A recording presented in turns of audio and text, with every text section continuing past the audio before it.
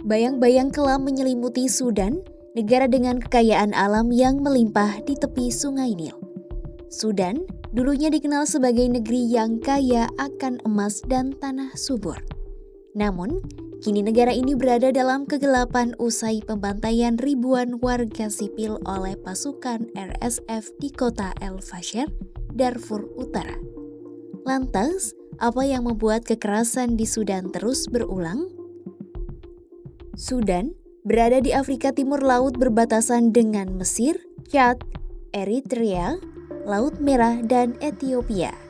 Sudan memiliki kekayaan alam yang sangat besar, mulai dari minyak, emas, tambang, lahan subur, hingga sumber daya air. Berdasarkan data CEIC atau China Economic Information Center tahun 2017, Sudan menempati posisi ketiga produsen emas di Afrika dengan produksi emas mencapai angka tertinggi sekitar 107,3 ton.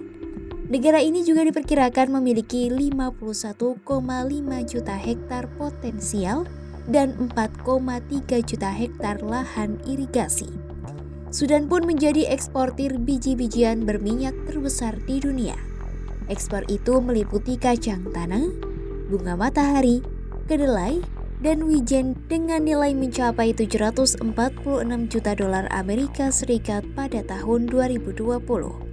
Sementara, ekspor ternak Sudan pun mencapai 143 juta dolar Amerika Serikat dan lebih dari 80% getah akasia dunia berasal dari Sudan dengan nilai mencapai 40 juta dolar Amerika Serikat.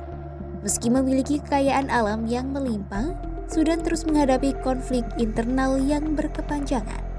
Merdeka sejak 1 Januari 1956, negara satu ini tak lantas membaik. Perang saudara dan kudeta terus terjadi di Sudan, bahkan sebelum kemerdekaan dicapai. Konflik terjadi antara wilayah utara Sudan yang mayoritas Muslim, sementara wilayah selatan multi-etnis. Konflik Sudan pun berlangsung selama puluhan tahun dan melahirkan negara baru Sudan Selatan pada 2011. Sudan menjadi negara yang seolah tak bisa benar-benar pulih dari luka lama. Pada 2003, dunia dikejutkan dengan laporan genosida yang dilakukan milisi Janjaweed yang didukung pemerintah membunuh warga sipil non-Arab.